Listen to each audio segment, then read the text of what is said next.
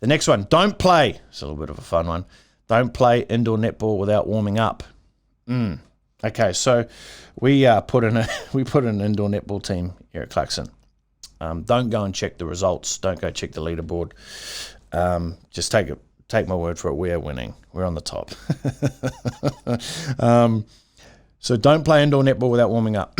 So our first game, Daniel, and I know you're listening to this.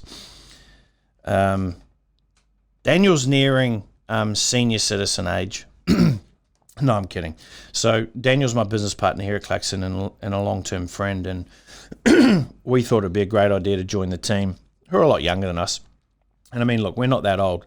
But again, back to my other point around, getting back in shape seems to take a lot longer when you're older. But the first game, Daniel literally just turned around to catch the ball and he tore his Achilles. So we were in the hospital that night.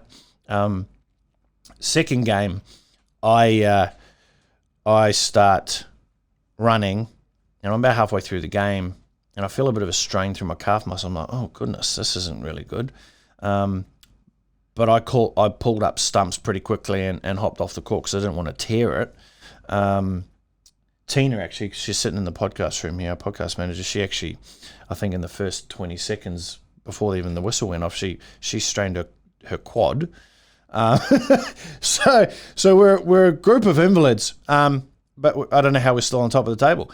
But actually, in case you fact check me, we're not on top of the table, but we turn up with absolute effort. But the underlying components to that is do your diligence prior. There are some things that you need to do prior that to prep yourself to get ready for before you pull the trigger. And this comes from a guy who shoots first and then shoots second and 3 times, and then I might aim. Okay, that's sort of an approach that I have had in life before, but obviously as you get a little bit older and responsibilities start to get more important, you need to do a little bit of aiming first. Okay. And one of those things in particular was I've recently, you would have heard me talk about on other podcasts, and I can't remember what's the name, what number episode have we got? So there was a podcast that I did with Dr. Kevin Stock, episode number 31 of the Brett Campbell Show, okay, called The Carnivore Diet. So as I was training through COVID and I was getting back in shape and I started feeling things happening, I was like, I just need to do something nutritionally, and I'd never really found something nutritionally. And I'd always, it actually took a dinner with a good friend of mine, shout out to Jack Delosa. We were down in Byron Bay and we just had some amazing steak on the barbecue, and I was just like, you know what, I could eat steak like all the time. And I'd sort of been thinking of other diets, and then I interviewed another person on the Brett Campbell Show prior, which was Travis Bell, episode number 29, where he actually said he'd been on the carnivore diet, and I'd always been interested. I heard it on Joe Rogan's show, and I was like, that'd be an interesting one to do. So this one Sunday night, had a great steak meal, and I was like, you know what?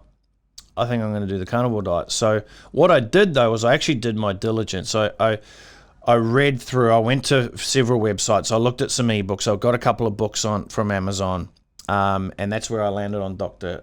Kevin Stock. Just his framework for it seemed really easy and applicable, and it wasn't rigid, right, or stuck in between a really narrow way of viewing things. And that was the biggest issue for me with anything. I'm sure you'd be able to relate to this. The more restrictions I have, the harder it is for me to stay within the lane, right? But if I know what my goal is and I can have flexibility within inside of that, I generally will, 1, stick to it for a lot longer, and 2, be able to get better results, right? So I did my diligence first, and I've never followed anything as accurately or as consistently or happily, that's a big one, than I did with the carnivore diet. So if you're interested in finding out about that, go check out one of those episodes where I talk about that in a lot more detail.